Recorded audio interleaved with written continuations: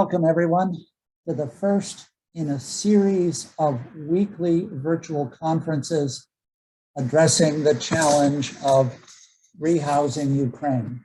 I'm David Smith. I'm the founder of the Affordable Housing Institute, and I am honored beyond measure at the opportunity to talk with all of you and to introduce the esteemed moderator and panel. Just a little bit about AHI.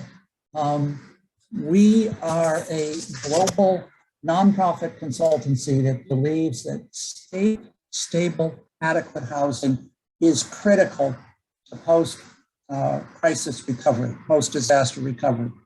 We've worked in the field of natural disasters in a number of countries around the world. This is the first time we're dealing with disaster caused by aggression. But the principles of recovery are similar, and it is a continuum between relief and redevelopment. We also know that recovery benefits when local knowledge, local priorities, local experience are fused and connected to experiences in other countries around the world. We started on the journey of creating this conference series because as soon as it became clear we were dealing with a major invasion, it also became clear that housing would have to be an essential part of the recovery and rebuilding afterwards. Affordable housing does not just happen as a benefit of market success. In fact, in many ways, a rapidly recovering economy makes housing less affordable.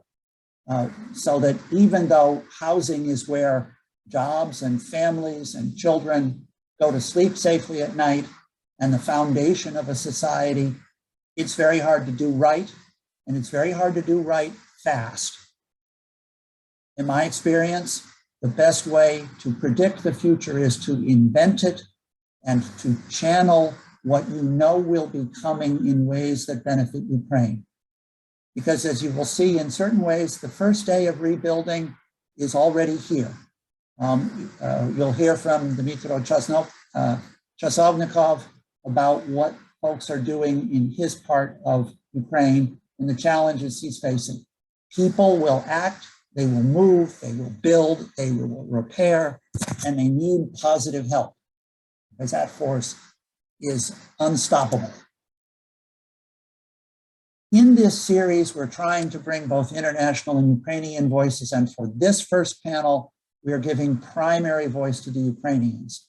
We will have additional weekly conferences, one a week from today at this exact same time, on the returnees and how one builds better, smarter, faster, and fairer. And then 2 weeks hence, we will talk about the refugee situation, people who are outside the country and who will not come home for some time, and how they figure into the overall rehousing of Ukraine. There may be more in this series. The World Urban Forum is being held between June 26th and June 30th in Katowice in Poland, not far from most of you. We will be there.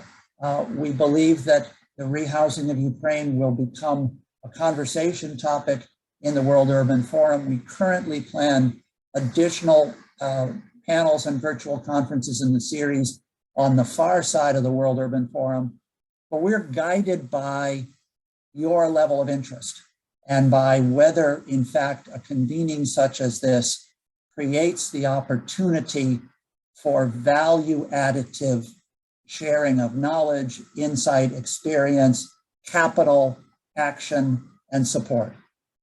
Again, I could not be more honored to be participating in this and to have the privilege of hosting it. I'm going to turn it over now to our esteemed moderator, Oleksiy Feliv of Integrity. Oleksiy, over to you. Thank you. Дякую, David.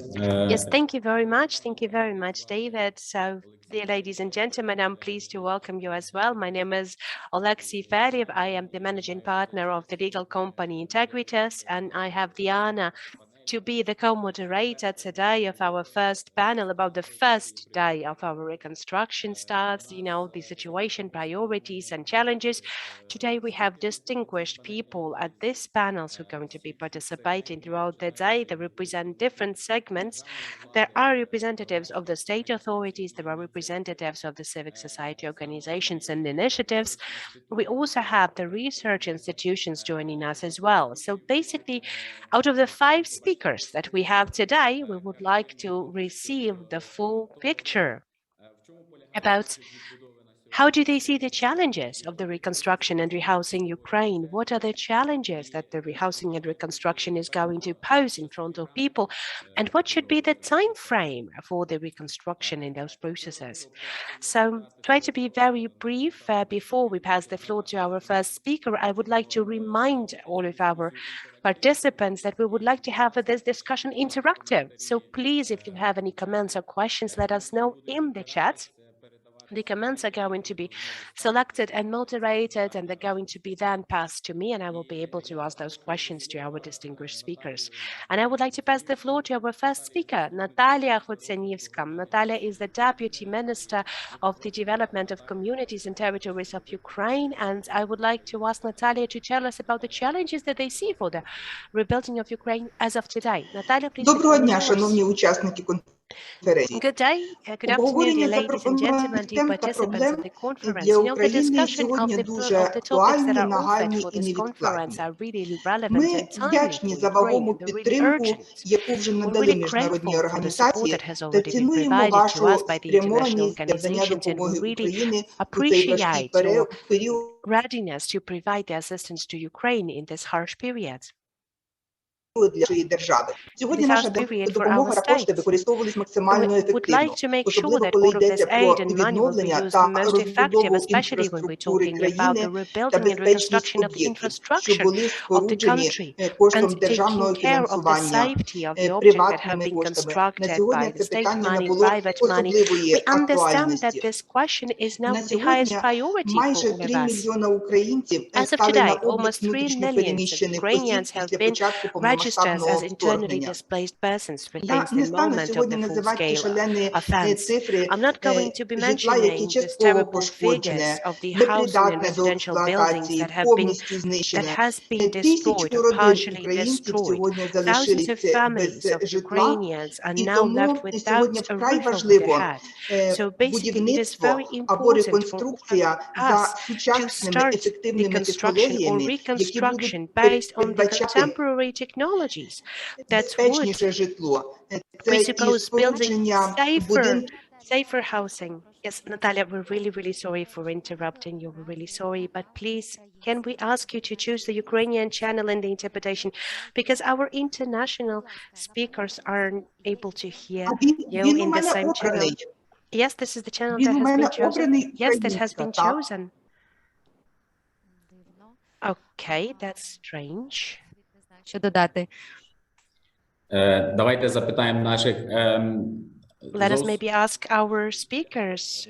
The translation.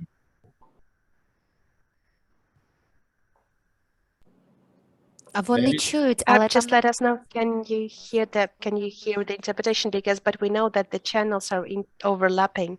So that was basically the problem. You might try to pinch, there is mute the original audio. You can try to mute the original audio, that might help. So maybe then I'm not going to be. And Natalia has muted her microphone.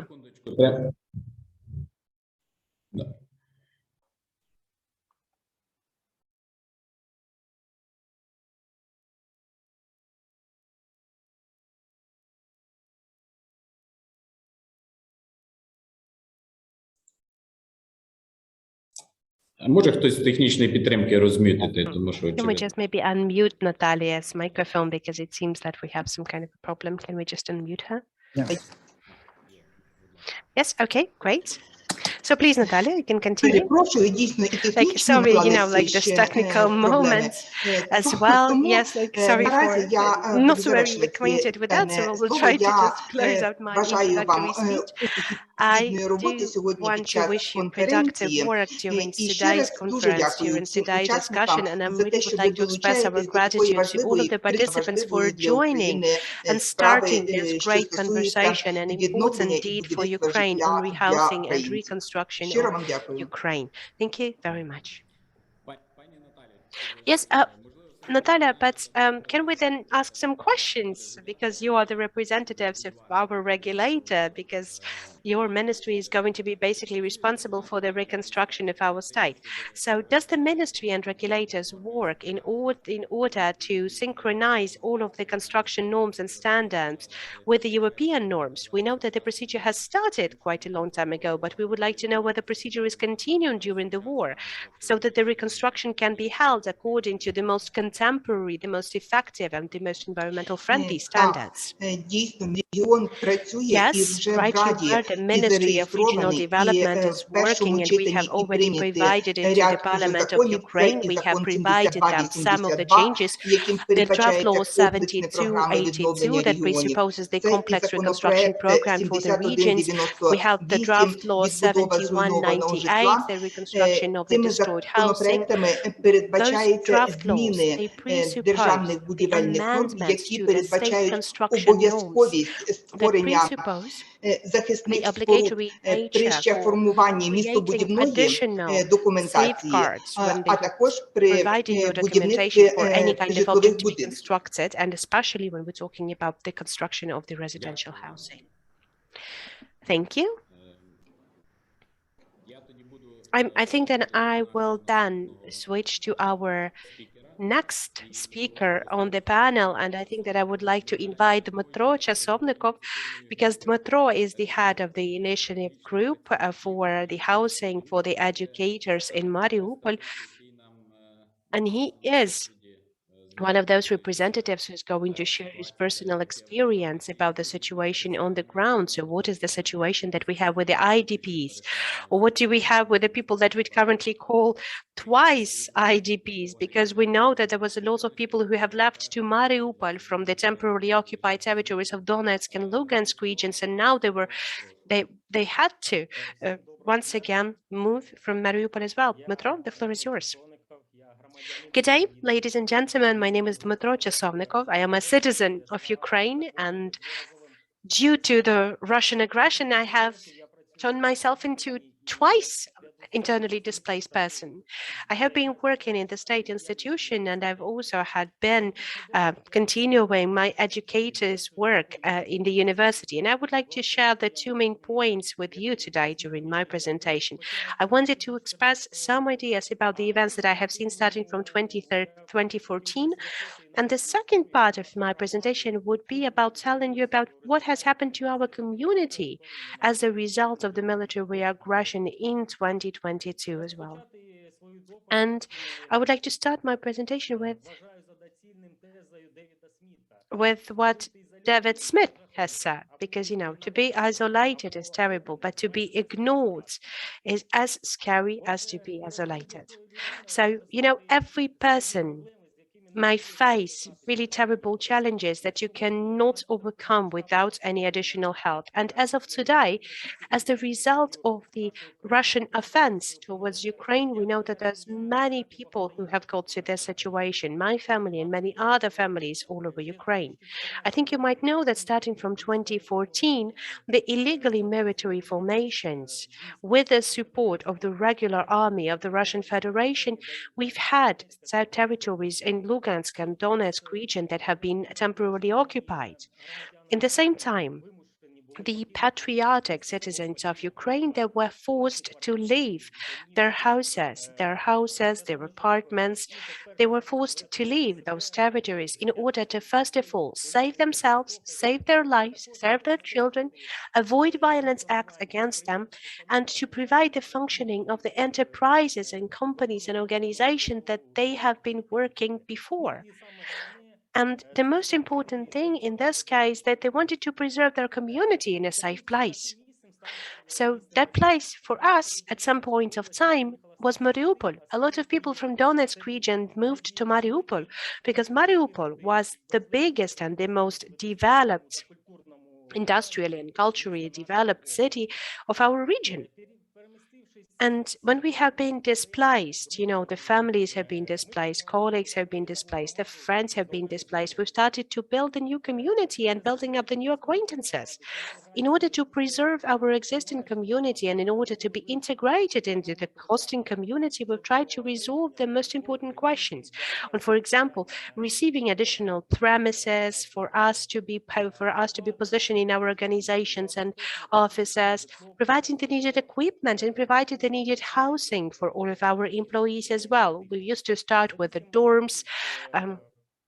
In 8 years that we have lived, that our community has lived in Mariupol, with our own efforts, and mostly with our own efforts, and with the support of the local community and the local authorities, with the support of the international organization, we have managed to assimilate. They have provided the needed help for the IDPs, and we were able to restore our everyday activities. We'll be able to restore our everyday activities, and we were able to restore our life that we've left behind at the temporarily occupied territories. I'm not going to mention those state programs that were available to support the IDPs because there's many, but we have tried to apply for those programs in order for us to receive our own residential housing so that we would be able to establish our own family life as well. But it didn't turn out like that, and it wasn't about the resources were not really available for the IDPs in Ukraine. It's not that we didn't have enough resources from 2014 to 2022. We know that we have limited in financial support from the budget, but in 2022, the biggest reason was the aggressive offense of the Russian Federation military against Ukraine. They brought offense that has started on the 24th of February 2022, the one that has been supported by the global shellings and bombardments, caused the death of thousands of civilians in Mariupol city, and it destroyed multiple infrastructure objects as well. During those shellings, we were forced for the second time in the last 10 years to be evacuated with only the things that are basically needed. Our displacements in 2014 and then the second displacement in 2022, that is something that destroys community. It takes down the connections that you've had. It destroys your ways of income. It destroys your savings as well. But the most acute and relevant question that we have seen both in 2014 and the question that is still acute and relevant in 2022 for the IDPs is the problems with housing. Because millions of people are aware of how hard it is. Dmytro, I'm sorry for interrupting you, but Dmytro, you have presentation as well. Would you like to share that? Yes, I would like to share that like 3 minutes more and I will turn on the presentation. The presentation is the second part. So like everything works fine with you. Like, well, it was, I hope. I hope that I still have some time to do the presentation as well. So just, yes, thank you for this reminding. It's just that the one thing that I wanted to say, before that, wanted to do this kind of intro and they just show you with pictures and in the presentation and show you a couple of examples later on. So yes, so housing has been the most relevant problem, to earn money to build your own house or to buy your own apartment. That's really painful, especially it's really painful for the people who work for the society welfare. And it's really relevant for educators, for social workers, for state officers. And additionally, there will also be the people who have been twice displaced in this decade. It is important to say that you don't need nuclear bombs, or you don't need the missiles to destroy the nation. You just have to decrease the education level. To destroy a nation, you have to destroy their education system.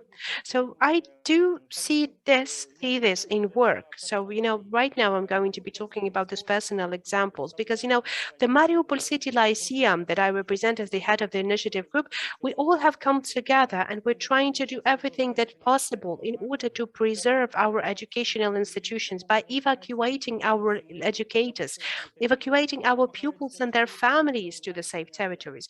We're trying to conduct the online classes as well, but we know that our main goal is to continue teaching children offline at the safe territories, and we've decided that we're going to be displaced to Kyiv.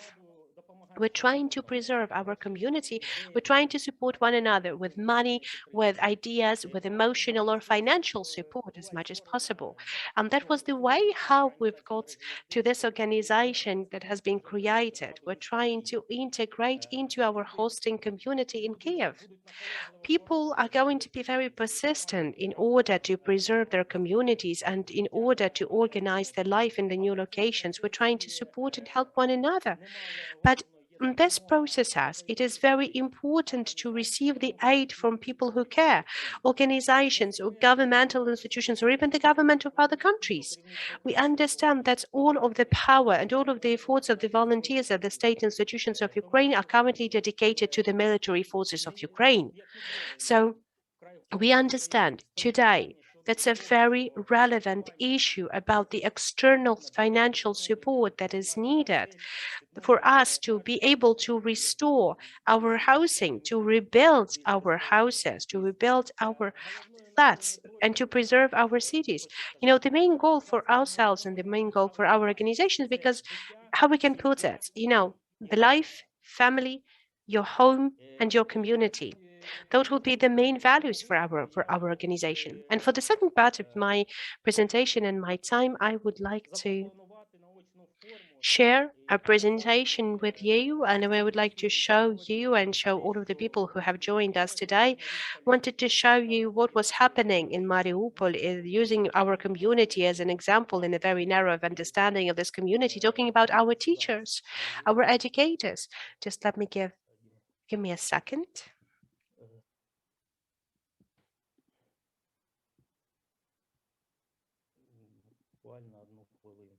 Just give me a second.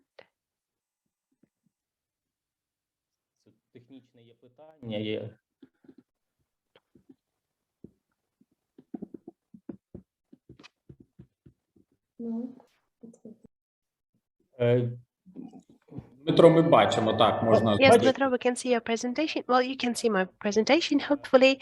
Okay, I will try to make it full screen. Just a second.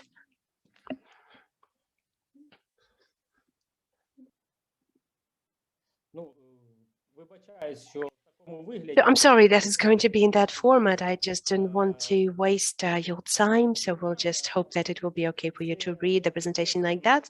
So, you know, the war is, and this is one of the ideas of our organization that we have understood for ourselves, that it's basically the cold steel word that causes ruins, that causes hunger and death. But there's important because it highlights the most important values: family, home, and people. So we have had this information from the official resources, and you can see that about the Mariupol city. So you can see how many are displaced persons inside of Ukraine.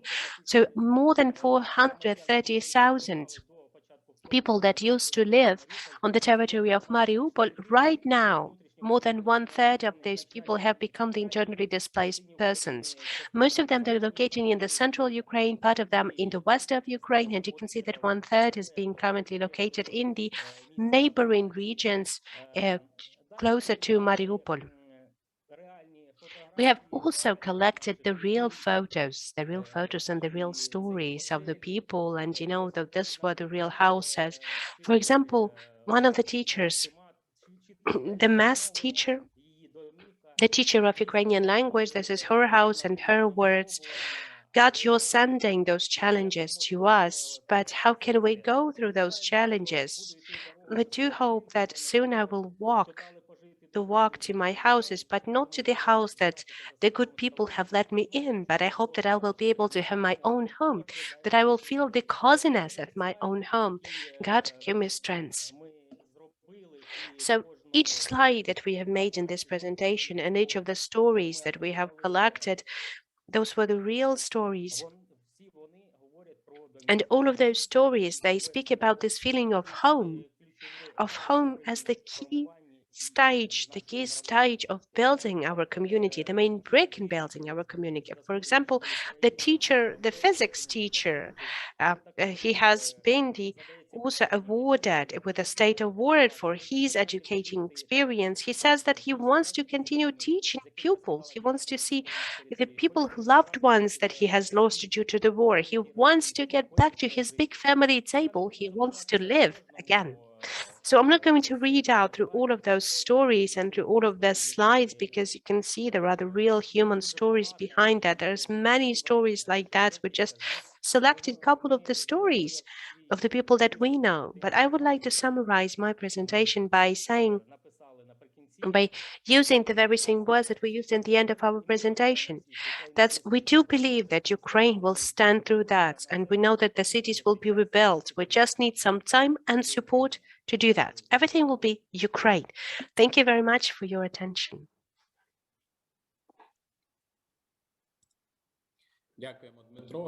Yes, thank you. Thank you, Dmytro.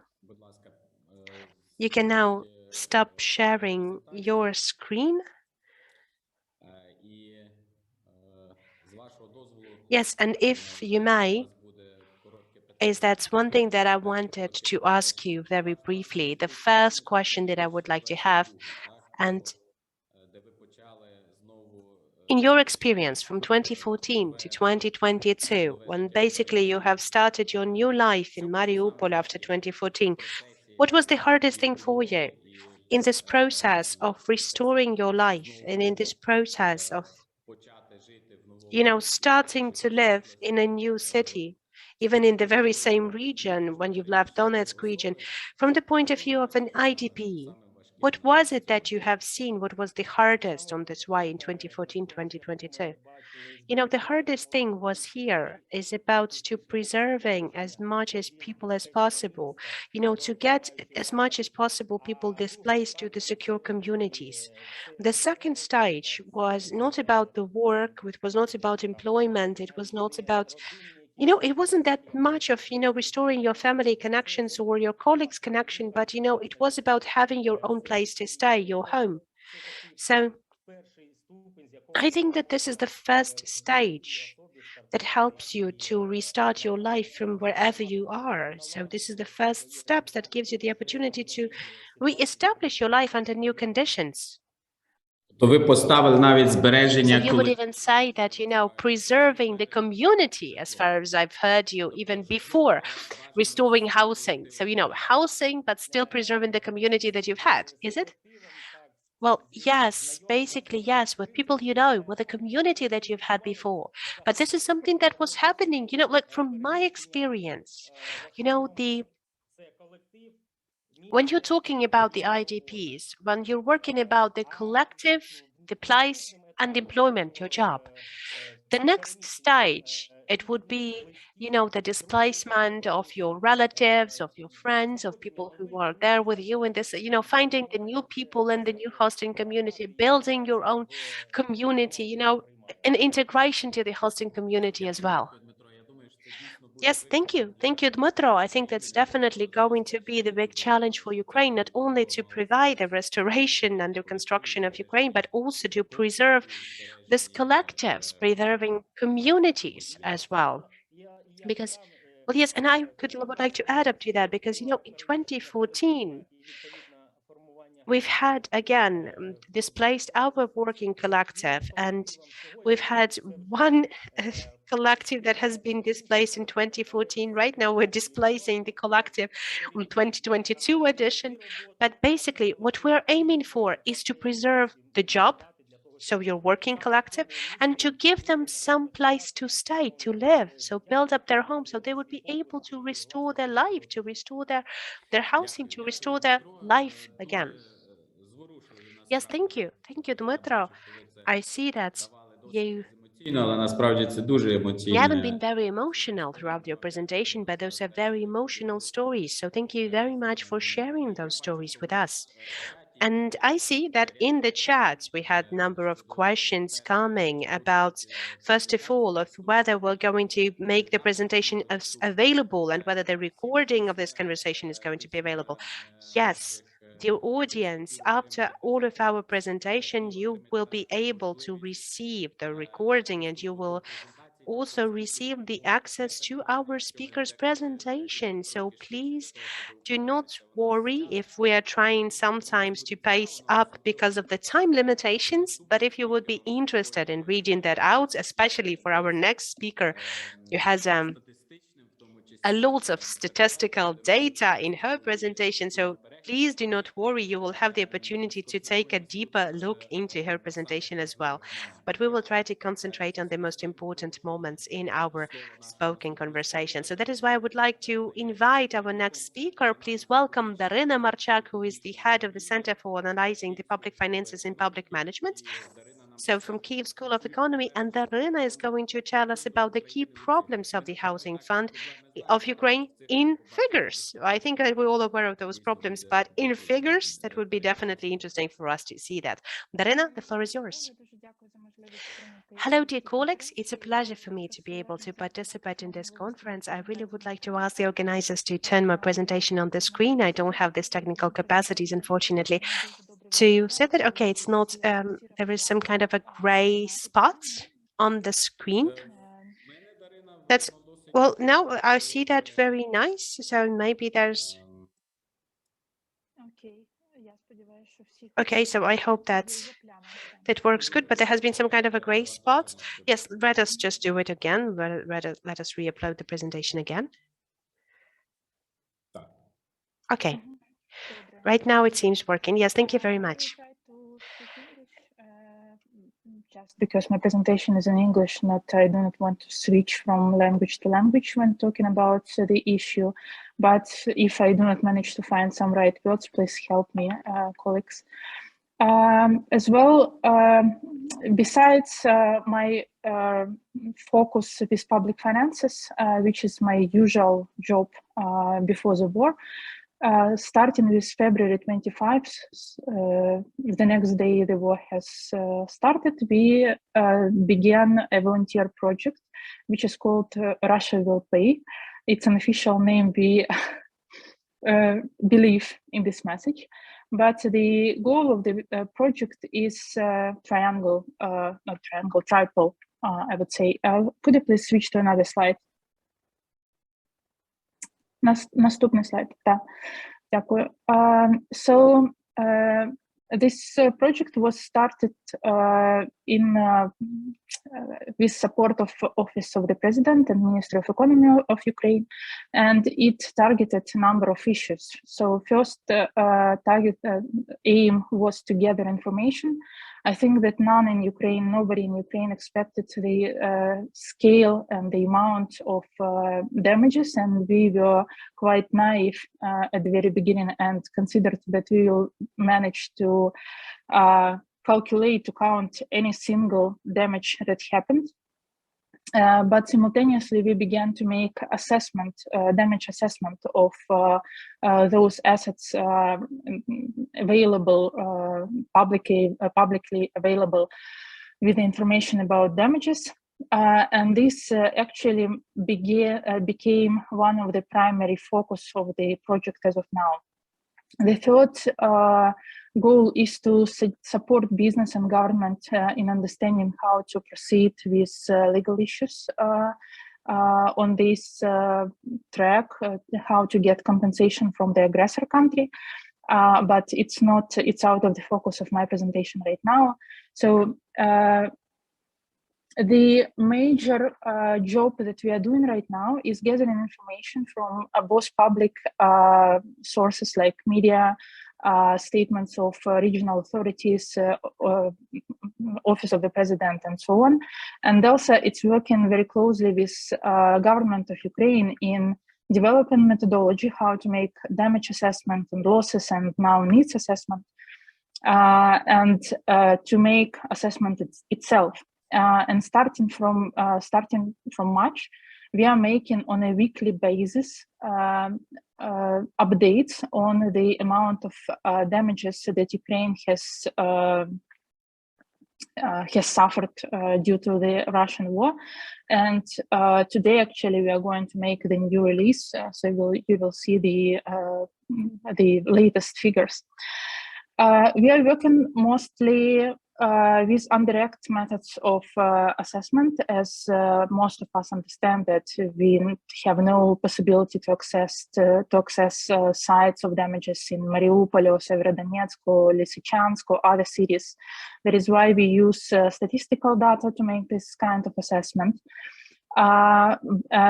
Still on those territories where available, for example, in Irpin, Bucha, in Gostomel, we are using object-by-object calculations.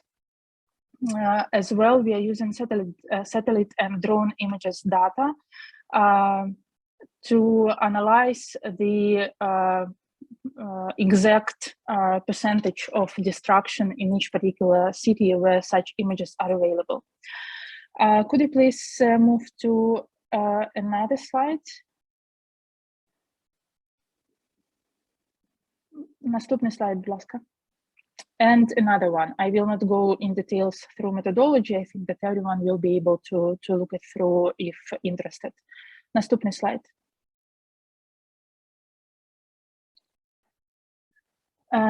Дякую. So when talking in general about damages in Ukraine caused by Russian war, as of now, our estimates is about $104 billion US. It's the replacement cost. It's not the market value of the damaged and ruined assets. And important note is that first, we do not include in these estimates those assets that are located on the temporary occupied territories. We only include those assets that are damaged or ruined. And another important note is that we do not assess here those damages that happened before February 24th this year. That is, we do not include anything, any damages caused since 2014 by Russian aggression. The next slide. Thank you. On this slide, you can see the major figures on the structure, sectoral structure of the damage. And as you can see, there are two major parts of this structure. First is infrastructure damages, mostly road infrastructure, but as well here we count railroads and airports infrastructure and so on. And the second biggest part is residential buildings and housing. Altogether, this amount is about $80 billion US, with other assets like social infrastructure, medical, healthcare capacities, educational institutions, and so on, counting for another $24 billion US. And on the next slide, we can finally see some statistics. Please move to another slide, to the next one. Thank you. So on this slide, you can actually find information about what is focus of our topic today. It's residential damages estimates. And as you can see, you have a very big relation between those territories that are most affected by war and by active where active battlefields are situated right now, and the cities with the biggest amount of the destroyed residential buildings. The leader, unfortunately, is Mariupol due to the size of the city and the level of damages. The second one is Kharkiv due to the size of the city, although Kharkiv is not damaged to as high degree as Mariupol, but it's one of the biggest Ukrainian cities. So the level of damages of around 38% of residential buildings makes these figures really big. And then you have Chernihiv, Severodonetsk, and other cities. And here you can see the financial estimates of these damages. But on another slide, you can find the same breakdown, but already with millions of square meters. Thank you. As of today, the total assessment of residential buildings loss in Ukraine is about 44.8 around 45 million square meters in Ukraine, with total value of the damaged assets around $40 billion. And as well, here you can see that the biggest losses are in Donetsk region, Kharkiv, Lugansk, Chernihiv, and Kyiv regions without city of Kyiv. And the most important is that in total, according to our calculations, around 860,000 Ukrainian families has lost their housing due to all these destructions. Important note is that we cannot calculate right now which particular part of this buildings is damaged to the level which allows reparation of the house, and houses that could not be repaired at all. But according to the World Bank methodology, which is used by our team as a basis for the calculations, the housing or any other building is considered to be able to repair if it's if the level of damage is less than 40% of the building. If you have more than 40% of the building damaged, experts consider this building not capable for rebuilding, and it should be demolished fully and built from scratch. Also, in these calculations, we count the cost of the buildings themselves. We also count repair costs, but we do not count, for example, the furniture, the techniques in the houses, and so on. So if we add here the equipment in all these houses, the sum will be obviously much bigger. I would skip the next slide and move to this one. Thank you. These calculations are approximate. The bigger accurate data on the damages we have, the more accurate estimates are done. And one of these methods to get this accuracy is to get satellite or drone images. We have already made such work for 4 Kyiv region cities, and here you can see the detailed figures on the losses in these cities. For example, Horenka, Mashun, and Pusheveditsa, we are now working on making the same estimate for Irpin city to have the exact number of damaged and ruined buildings and so on. But in general, the figures are really depressing, and we understand that it's not only about the loss of the housing, residential housing, it's also about the movements of enormous amount of people that creates great pressure on Ukrainian social infrastructure, on medical, educational, other infrastructure in those cities that receive the IDPs, as well as cities abroad. So the financial needs for reconstruction are really very, very massive. And the last slide, the next one of mine, is that starting to 2014, the government has invested together with international community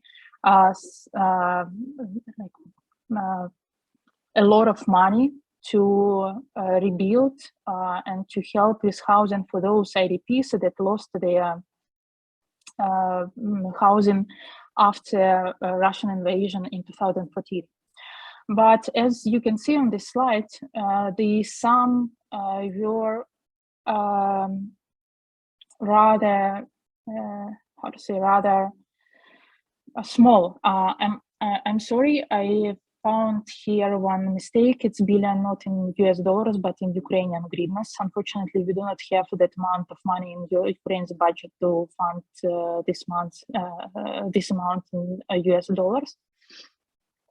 So the funding that was provided before the war was rather small, and the amount of this funding and support will not be ever sufficient to solve the problem of housing for all Ukrainian IDPs that we have right now as a result of the war. Thank you very much. I'm very sorry for being long, and we'll be very glad to answer your questions, if any. Дякую вам, Дарина, за досить... Thank you very much, Daryna, for the very interesting presentation. Thank you very much for trying to stick to a very brief time frame. Thank you very much, for sure. That's a very good job that you've done. We have a couple of questions from our participants and a couple of questions that I have as well. But let us start with our participants. The people are asking, what has been the basic price when you have been evaluating 1 square meter, when you have been evaluating the ruined housing? The basic price is changing, so we've been using the decree of Ukrainian government from February 2022 that has proved the overall cost in different regions for the 1 square meters of the residential housing. So those costs would be slightly different, but if we will go to the USD as of rates of February 2022, so that would differ depending on the region. That would be from $300 to up till $600, but the clean cost of construction would be around $500 per square meter. And then again, so what we have calculated as well, and what we have considered as well, we have considered the repair into that, because we understand that it's not just enough for us, to build up a new house and, build up a new building, residential building, and just to give it to the people, because all of the repairs and renovation that you will have to do that, because averagely we understand that it will cost at least 30% of what the apartment will cost to buy. So we have tried to calculate all of our damages with more or less understanding how much the moderate renovation will also take. But in the same time, in this price, in our pricing, in our evaluation, we haven't included all of the needed equipment like the fridges or the TVs and other equipment in the housing. Yes, thank you. We have a couple of brief questions as well. So, Daryna, the territories that are currently occupied, when you do not have the access and you have no opportunity to evaluate the damages, I've seen that in Bucha and Irpin you were using drones, and you have also used the satellites. Is it possible to use the satellites imaging in order to evaluate the damages on the temporarily occupied territories? Like, I don't know how the Kyiv School of Economy, your center, had this access to the satellites imaging, but maybe you could give us a couple of words on that. Well, yes, first of all, it's not just the work that we are doing. We're collaborating with the government of Ukraine. We have a decree 326 that identifies that the governmental institutions, they have to develop the methodology on evaluations of the damaged housing. We're consulting all of the governmental institutions on developing this evaluation methodology. And there's also the National Council on Restoration. They also have the group on auditing the damages, and I am the head of the subgroup on evaluating the damages. And in the framework of this subgroup, we have been collaborating effectively with all of the governmental institutions. So it's not just the civic initiative from our side. So I would say that it's, the nationwide work that has been conducted to evaluate the damages properly. So that is why we have the support of our government, especially in providing and receiving this data. We have had the agreement with the Ministry of the Reintegration, with the World Bank, and with the support of the World Bank, we've had the access to the AXA satellites imaging, and we have just received the first satellite imaging from those territories, and I do hope that by the end of June we will be able to have this detailed digitalized information about the biggest cities. about the biggest cities, and when we're talking about and we will be able to discuss the overall damages. And we're also right now in negotiations with a private-owned company that one is currently providing the evaluation of the damage, and they're providing these images for the specific needs. I'm not going to get you the details on what company and what are the needs, but basically we are in negotiation of exchanging the information with these images.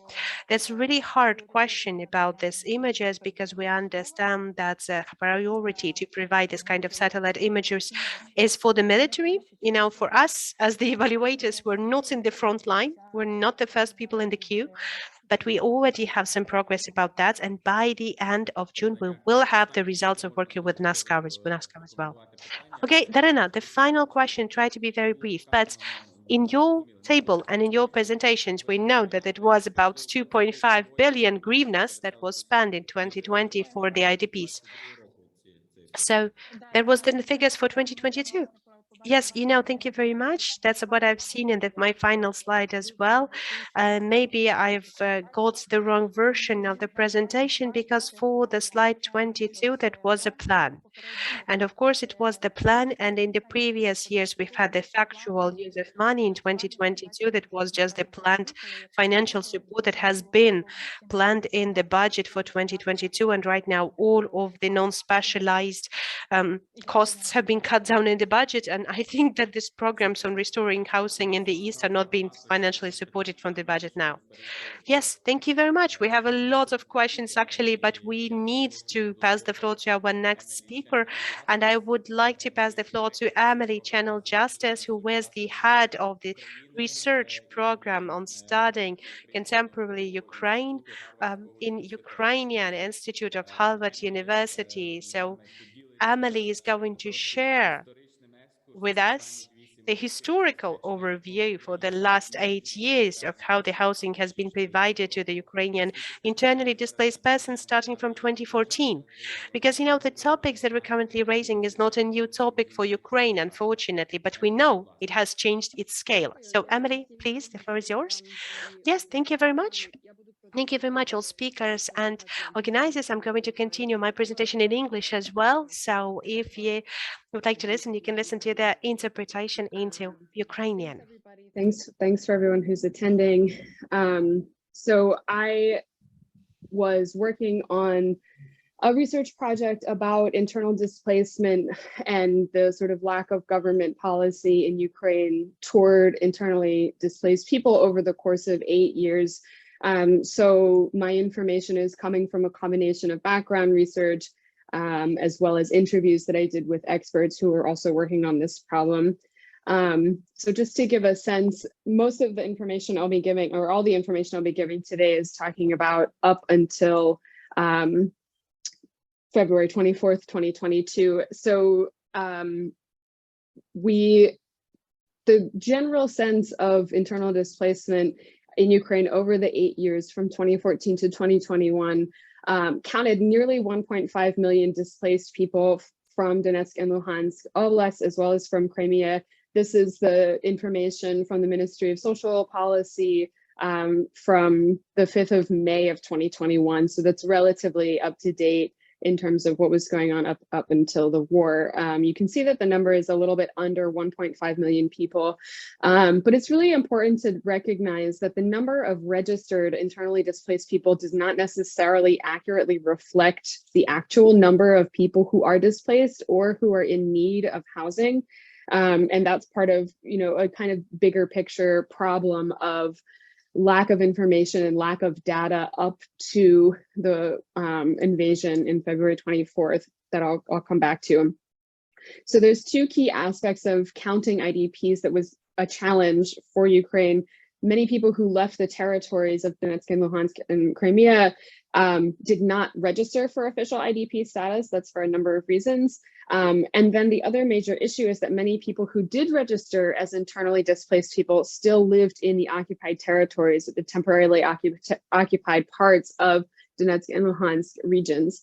And this is, again, for a number of reasons that, people make different decisions about their status, but it's really important for us to remember that even if these official status exists, the official numbers exist, that's not always telling us the whole story, and we have to take this into consideration as we're crafting, policies to help people who are in need, in particularly of housing.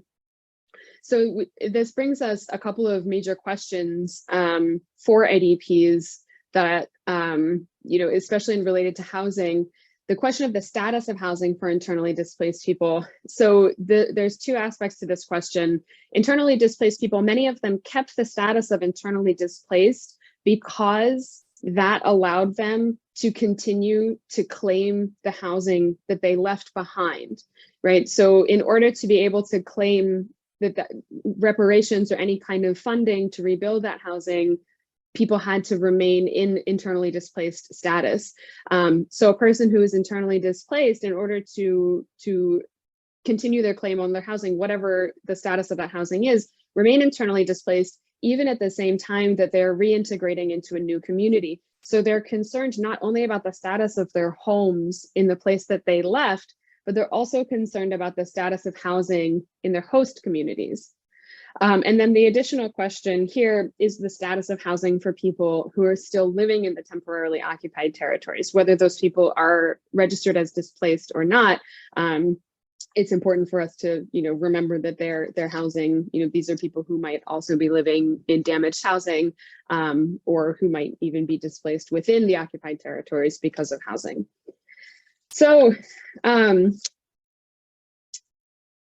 this problem of housing was something that was repeatedly the kind of major issue among people that I spoke to. One of the major issues, and Lydia Kuzemska is a researcher who's been working on this issue of housing, and she'll be presenting in the third panel. But according to her recent research, some 50,000 properties were damaged or destroyed by the war in Donbass, and that includes 20,000 in the government-controlled territories. But there has not, up until now, been a database that can accurately identify all of the lost or damaged property in the temporarily occupied territories. And because of that, there's no mechanism for the compensation of loss or damage to those properties. There's no legal way to buy or sell properties in the temporarily occupied territories. And of course, there's also this issue of the occupying forces, the illegitimate authorities of the temporarily occupied territories that have taken over or expropriated so-called abandoned properties that are still legally owned by Ukrainian citizens. And so I brought some data that came from the Humanitarian Needs Assessment in 2018. So Lydia Kuzemska's research said 50,000 properties damaged or destroyed. This research said 40,000. That's reasonably close. This Humanitarian Needs Assessment also addressed winterization, not having enough winter supplies, whether that's because of damage from the war or just generally access to resources. This is also a housing question. And third, as I mentioned, the question of IDPs trying to afford housing and housing security in their current residential areas. So we really do have these two different aspects of concern in terms of housing for internally displaced people up until 2022. What the Ministry of the Reintegration of the Temporarily Occupied Territories had been working on compensation for housing, lost and destroyed housing for internally displaced people. The last information that I have from 2021 was that 625 families would be compensated for their homes that had been destroyed. And the ministry was also guaranteeing 125 million hryvnia for the provision of temporary housing for IDPs. But I just want to give a sense here, this isn't so much a criticism as just you can see the difference between the scale of damage and destruction of homes and the scale of what the government had been able to make provisions for up until 2021. And I think this also speaks to Daryna's presentation and this question of funding. The government already did not really have a lot of money being given to this problem. So it's something to, now that the scale is so much more astronomically huge, it's something further to consider. So I wanted to draw a little bit from a couple of interviews that I did with experts during this research in Ukraine, because I think they illustrate something really particular, which is the intersection of housing and economic security, because really, housing is related to jobs that people can have and the amount of money that people can have. So Irina Pavlik, who is an expert with UN Women, also pointed out that this has a gendered component. And we also need to keep in mind that when we're thinking about vulnerable populations here, there is a kind of gendered element to this. Single mothers are especially vulnerable.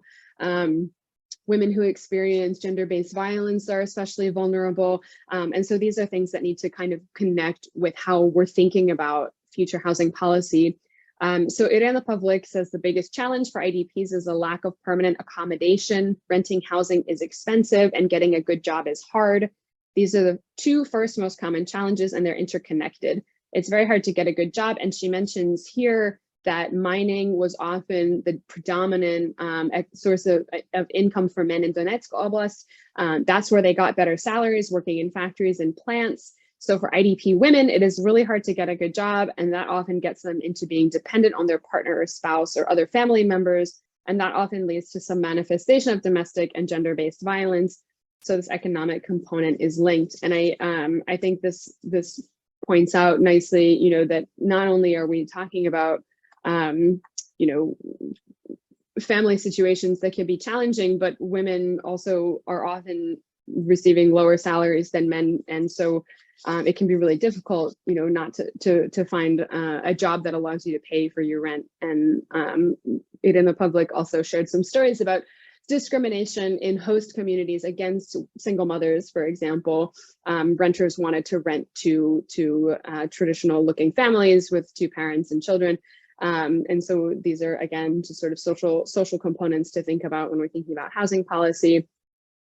And talking about Mariupol, I worked with Alina Stailovska, who worked with Caritas Mariupol, who also addressed this intersecting housing and economic problem. And she really looked at this, that people who were displaced to Mariupol and local people in Mariupol actually shared economic problems, because the economic problems, as she says in this long quote, those economic problems existed before and up to the conflict. So even in the villages where there was no work, that was the main problem for them. And then when the conflict began, the problem became much worse. So the problem, though, that she differentiates is that displaced people have a housing problem that the local population doesn't have. Local population has their own housing. So as she says, we have a lot of people who lived in Donetsk. In Donetsk, they were middle-class people. They had middle-class homes and cars, and they lost everything when they moved to Mariupol, and they lost this economic security. So now they're living paycheck to paycheck, and they lose their housing security, and there's no state program, as she pointed out, to help support people's lack of economic security there. So again, and of course, Mariupol is, obviously the situation has changed dramatically, but this is something that I think is important to think about in new host communities, is this economic question. Is it sustainable for host communities that are, again, receiving large numbers of internally displaced people? How are they going to be able to have economic security in order to be able to have housing security? These were problems that these international organizations were thinking about and trying to help the government develop policy on up until 2021. But again, returning to this problem of scale, now the scale is dramatically different. So I'll go ahead and wrap up just with a couple of key issues that we face, that the Ukrainian government faced in 2021, that are still things that are a problem now, that are probably, arguably much worse now. First of all, this lack of unified database on damaged and destroyed housing. And for that reason, I'm so grateful for the Kyiv School of Economics and the work that Daryna just presented on, because I think that information is already much better than the information that existed up until now. So that's really a huge contribution. The second issue is this lack of clarity around opportunities for IDPs with respect to their housing security. So people lack knowledge of how the government can help them, if it can help them at all. And so something more systematic, although as we also, as some of the participants have rightly pointed out, not every community can be treated in the same way. So we have to think about how to differentiate access to policies, aid-based policies. Like I said before, this lack of economic security for IDPs contributes to housing insecurity. So thinking about rebuilding industry and economic opportunities at the same time that we're physically rebuilding people's homes.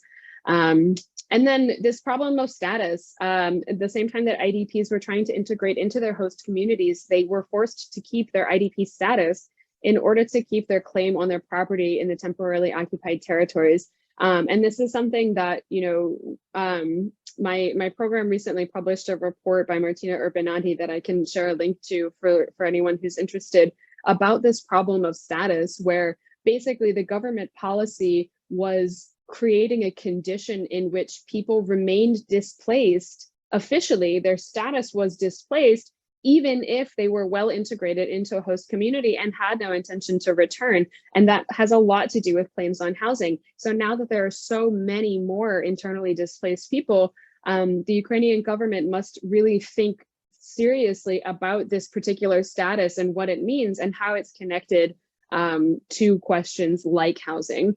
I'll go ahead and stop there. Happy to share these slides, and my program will be publishing some more reports on this topic for anybody who's interested, and I welcome your questions. Thank you so much. Дякую за увагу.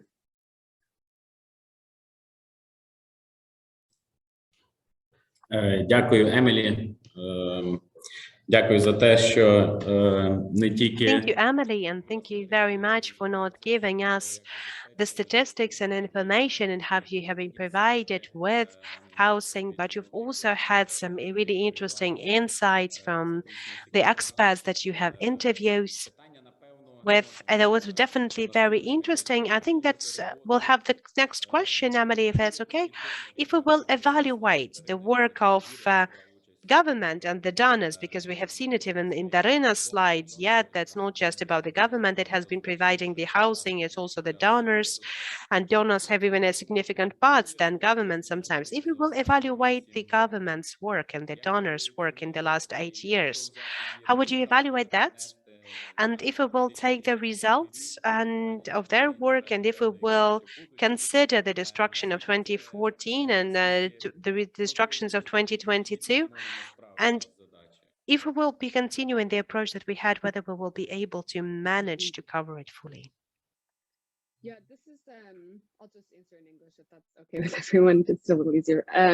Yeah, it's a good question. Most of the experts that I spoke to were pretty critical of how long it took the government to make a policy at all.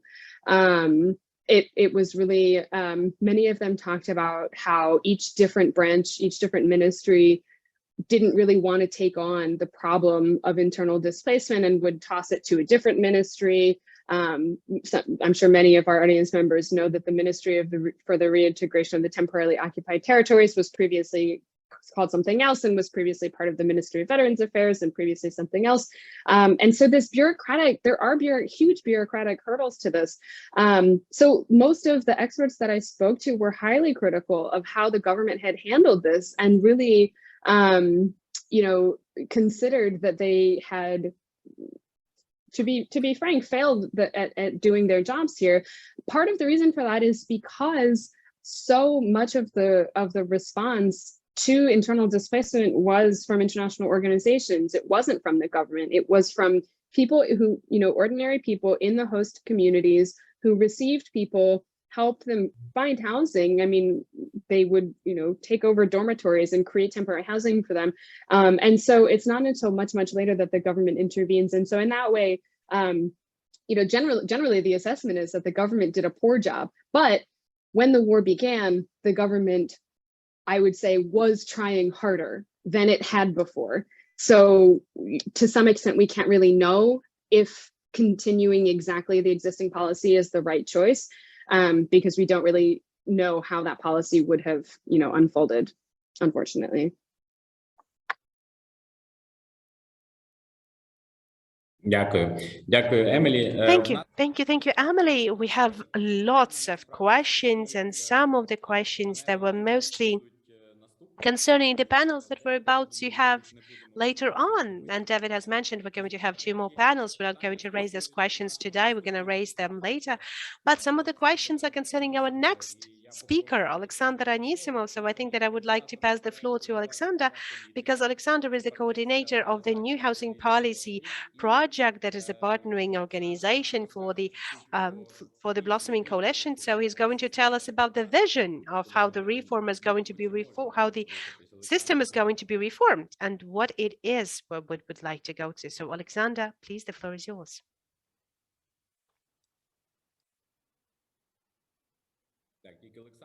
Oleksandr, I think we've lost you from the panel. We would like to ask our technical team to help us to find him out. You know, he was brought out of the, I think he's just trying to rejoin us again. He left the conversation. So, okay, so let us wait for Oleksandr to return. If we get stuck, David will sing his back catalogue. So hopefully Oleksandr will come on very quickly. David sympathizes with Oleksandr. Many is the time I have tried a screen share only to cancel an entire Zoom meeting. Svetlana has indicated Oleksiy.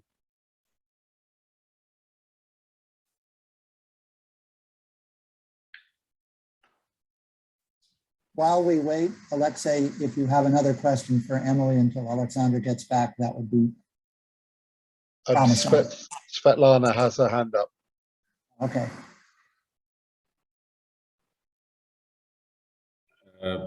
Світлана, будь ласка. Yes, please, Svetlana.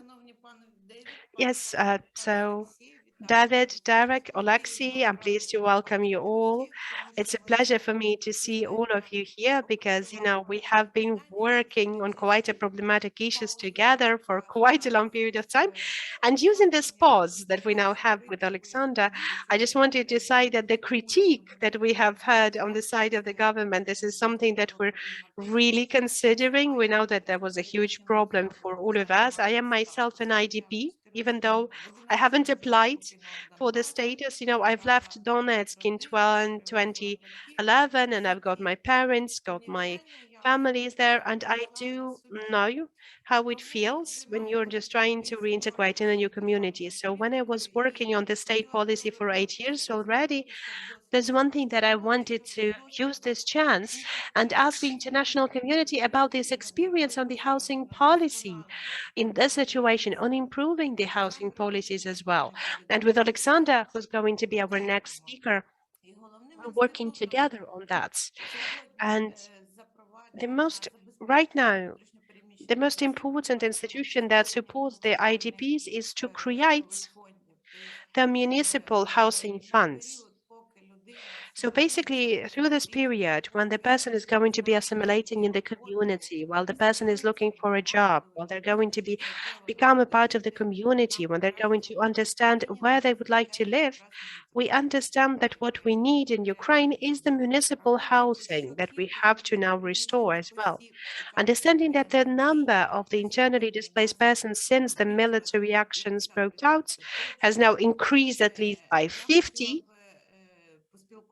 So I really would like to have a separate conversation with your institute on, first of all, developing the legal framework and the normative regulation framework and on the financial mechanisms as well. And having this chance, I've already announced this moment and emphasized these problems. And I think that Natalia, in her presentation, needed to voice that out as well. But unfortunately, he had some technical problems. And then we've had the air raid siren here as well. So she was not able to stay for a longer period of time here.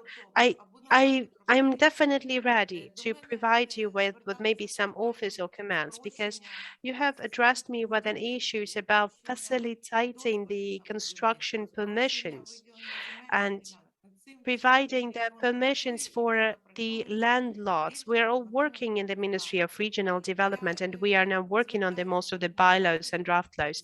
And I would like to ask the organizers to provide their offers and maybe to provide the international experience on the municipal housing fund creation. And I can see that Oleksandr is back. And, you know, having this moment while you have been away, I've used this moment to address our community. So thank you very much for your attention. Yes, thank you, Svetlana. You have definitely been the very good delight for our pause. But Oleksandr, the floor is yours, please. But you have to unmute yourself, of course.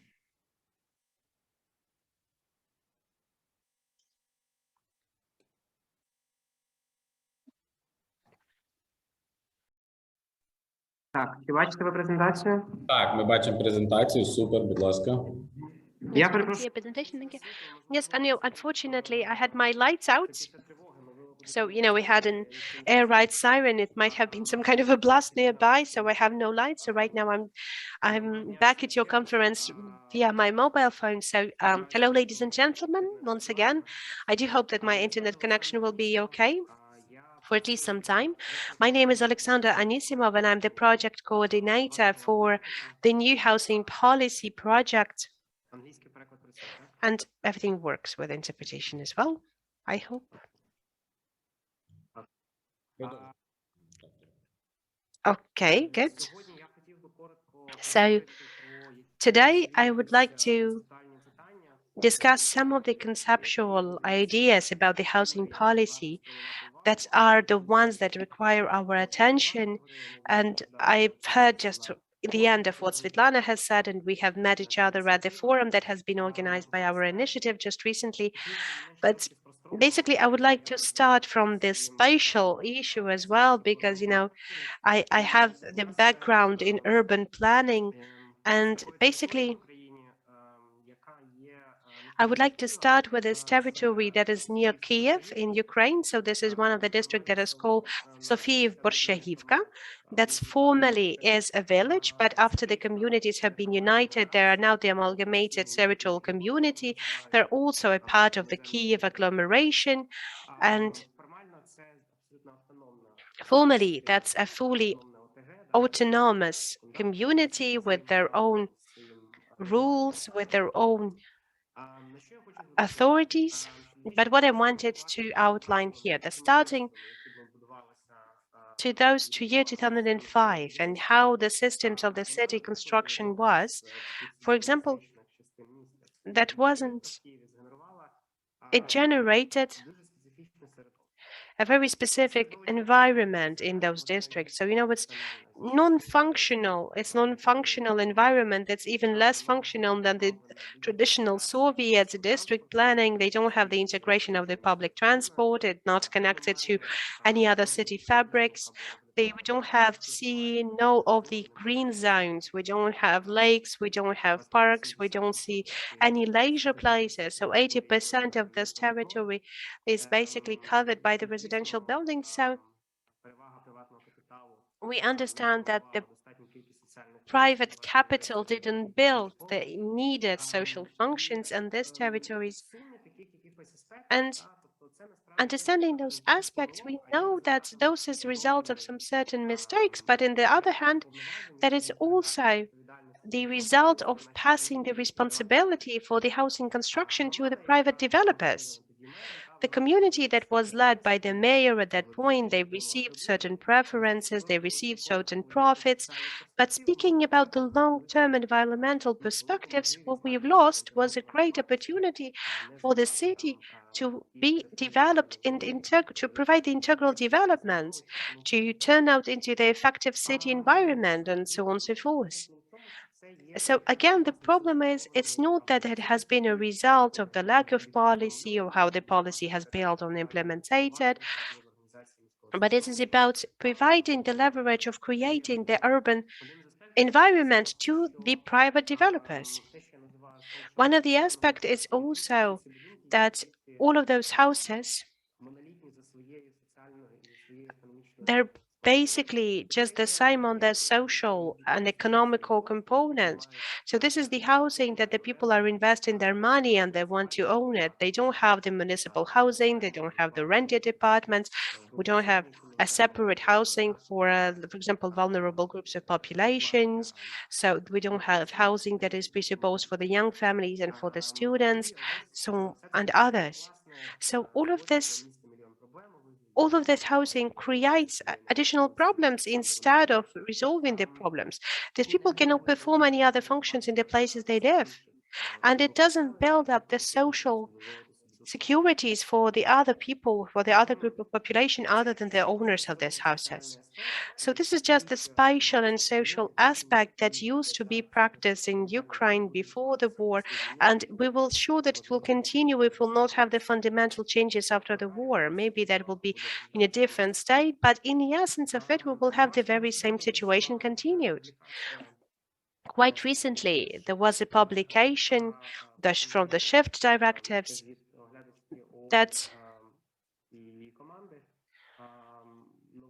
the shift teams is offering some new perspectives and some new points of view of what is going on with the housing right now. And this topic of turning the residential housing into some kind of products that everyone believes to be the economical assets for investment, for sales, for profit, to rethink it, because to understand that housing should be human-oriented as well.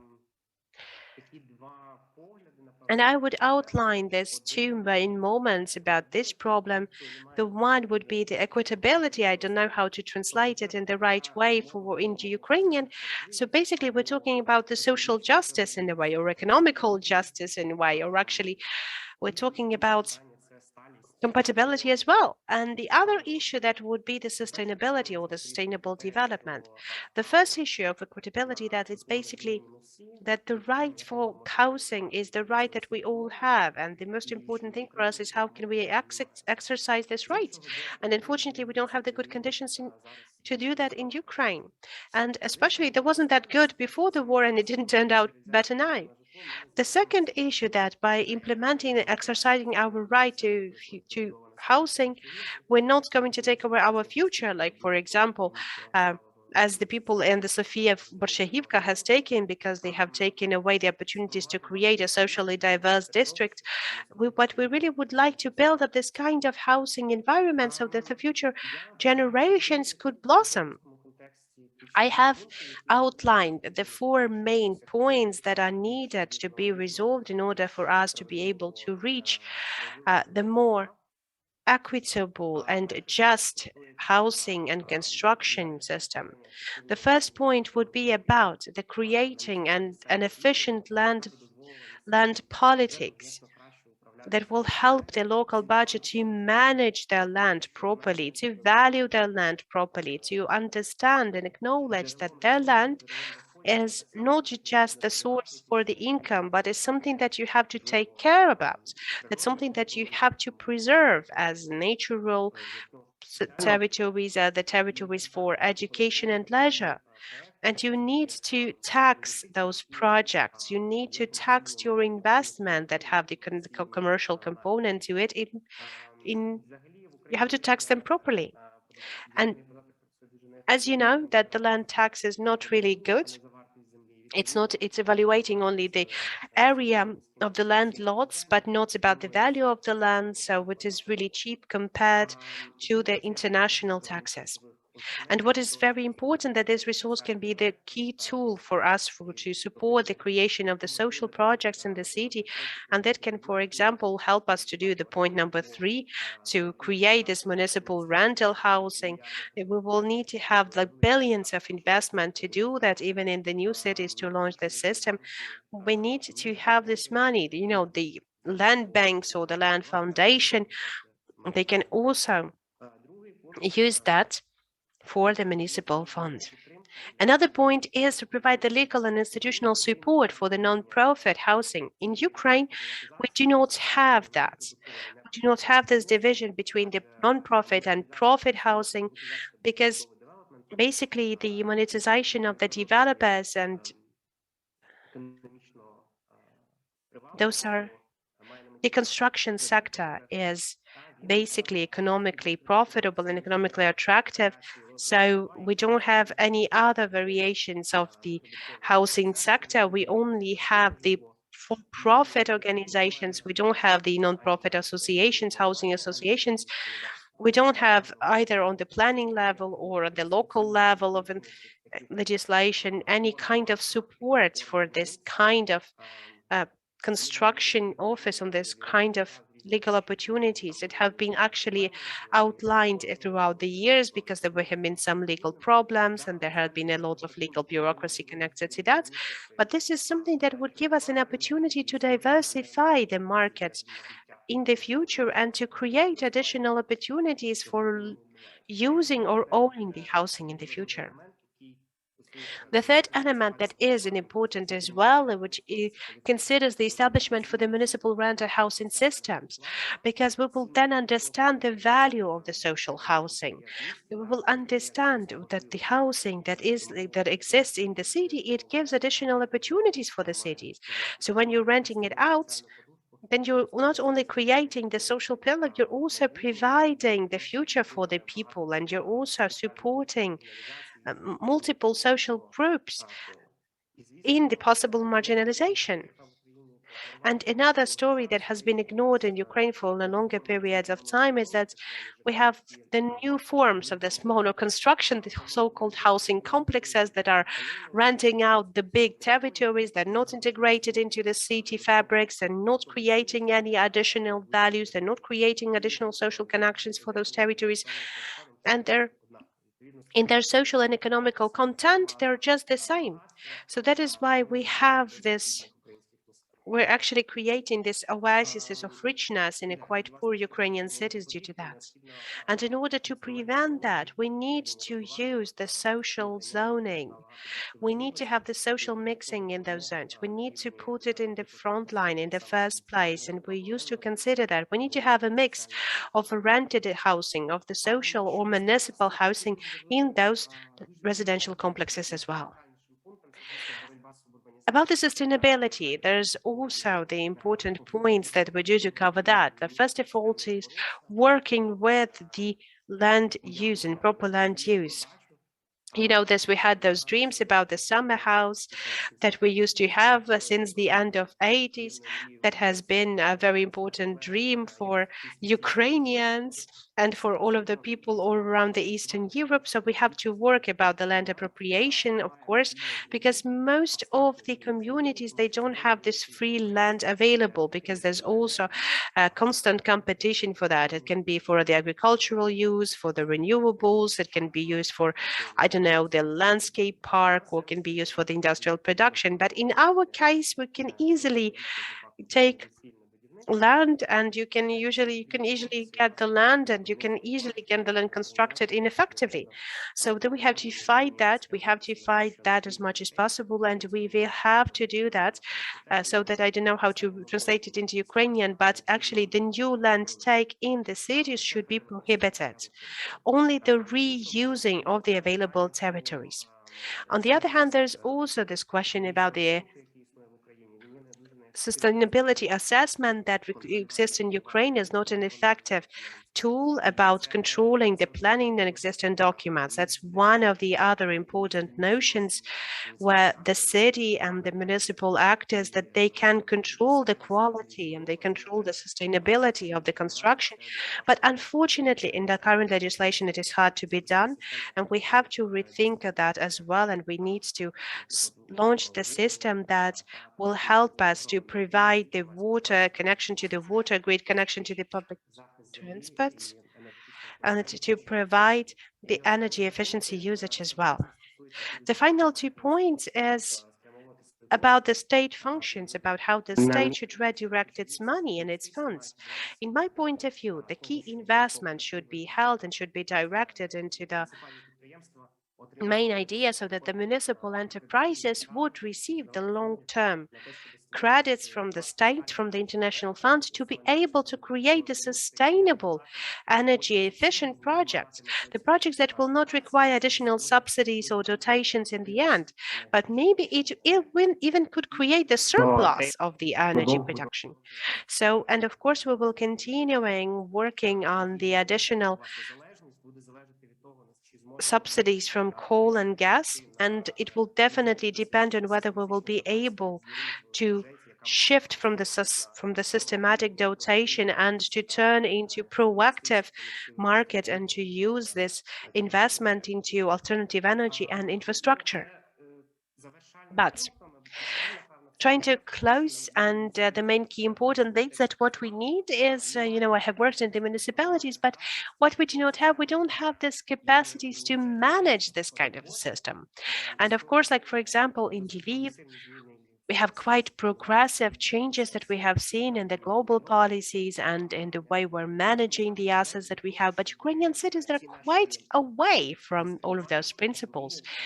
We are not ready to implement all of those changes and dreams to turn them to life, try to actually get these projects throughout us, creating this municipal housing market. It requires the re-evaluations of the tasks of the housing departments and the housing offices that have to turn into different functionality and have to deal with very different tasks. Those are the big challenges that our municipalities are not capable to cover now. We have to understand that as well. So this question requires education. This question requires the competences that have to be provided to the municipalities. And we understand that it also requires the intermunicipal collaboration that is not that widely spread in Ukraine. It has to be one of the big priorities for the activities of the state and the Ministry of Regional Development in order for the municipalities to be capable of doing that. Together with the municipality, by the municipalities, they have to be able to implement these policies from the level of the state. Oleksandr, I'm sorry, I'm really grateful, but we have to close the session already. Yes, but otherwise we will have the problems with the housing for IDPs. We will not have the good conditions. We will have environmentally destructive for the future of the state.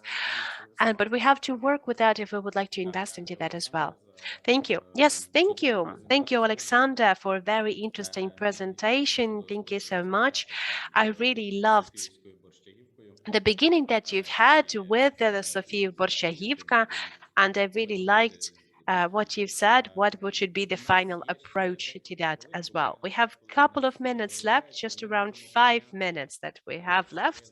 We can now take a couple of questions or comments from our participants. So please, if you have any questions or comments, in order to do that, you either need to raise your hand or to write it in the chat. If we have no comments, then we had a question written before. We had a question for Oleksandr, whether the new housing policy also includes the new approaches to the industrial zoning. When in the industrial zoning, we will also have the civil housing. That's a very good question. If we still have the representatives of the Ministry of Regional Development here with us, well, from what we know right now, that we're developing these documents right now, and we know that at this very moment, the permission, they do not allow us to get the full understanding of what is the multifunctional territories would be. So basically, somehow the housing can be included into some of the commercial objects as well. But the most progressive zoning right now will be the multi-levels zones, where at the very same those zones we will have the quite industrial production, and for example the plant growing and the food growing, the residential housing, additional cultural functions. So basically that's the most progressive approach to that. So and it's not about this very specific zoning that has to be outlined in Ukrainian legislation. We know, but right now those are not basically going to the standards that we currently have. Those are the functions that haven't been reviewed right now in Ukraine. So, for example, we're talking about, for example, the logistics functions or the non-hazardous industrial production that can be placed in the residential districts as well. But this is something that is very important when we're talking about the communities that will be developed, or about these assets that can be built by the IDPs because they would like to get back to their housing. I do believe that it's a very good opportunity for them to create additional value for the places where they currently reside, is to create their own communities and build their own integrity as well. Yes, I'm sorry for interrupting you, because I understand that we have to close our panel at this moment, and I would like to thank all of our panels. I know that due to the air raid siren, we didn't have this opportunity to listen clearly to the Deputy Minister presentation, and I do hope that our next sessions we will be able to catch up with that as well. Just briefly from my side, what I have seen from Ukrainian government, they're now using a different approach to the policies. And right now we already have some of the draft laws that have been provided on the construction norms as well, and on the methodology to evaluate the damages, for example, what Daryna has mentioned. So we have seen that already with the ongoing war, government is thinking of what we should do to restore and rebuild housing fund in the future. And it's also about this initiative that Daryna represents that is very important on gathering and collecting the information about the damage that has been done. I really want to thank Dmytro as well for his important notions and what he has highlighted, that we have to preserve the ecosystem as well, because you can provide the housing to the IDP, but you have to also understand whether they're one community. We have to preserve not just the housing, but the community as well, because this is about the values as much as it's about the housing. And I really want to thank Emily for having this outlook that she has given to us, and the critical evaluation of the actions of Ukrainian government. And I do share this opinion starting from 2014. Her conclusions are intertwined with what Daryna has told us about as well. And I'm really happy that at this very moment we have the work conducted on noting down the damages, that we're working on the methodology of the damage evaluation, so that we will have different approaches to this phase when we're going to start rebuilding Ukraine. And we're really grateful to Oleksandr for his participation as well, giving us a clear example of Sofiv, Borshahivka district. People who have lived in Kyiv, they know these issues when we have a separate city that is not integrated into cities' infrastructure, and this equitability approaches that are the most important that you have highlighted. And it's, that not that much about the financial approaches, but more about being human. And I do believe that this human-orientedness in Ukraine is terrible in this case, and the issues of the municipal housing is really relevant because we've almost lost all of it and we're not dealing with it as of today. So I do believe that as for the opening panel, we have really outlined those challenges and issues that we're currently facing, and we have drawn the main pathway for us to keep on moving forward. Thank you very much, dear panelists, and I'll pass the floor for David for closing.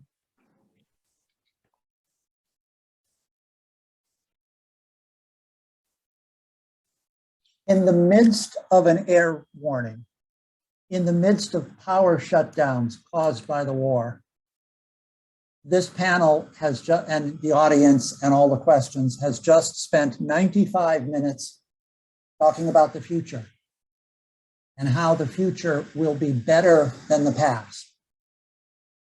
In this first panel, we have tried to hit all of the themes that make housing complex and essential.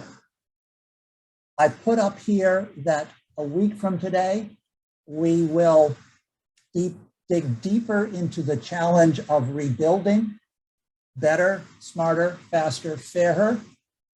We have established a new rule that anyone who has to vacate her office in the midst of a presentation due to an air warning gets an invitation back.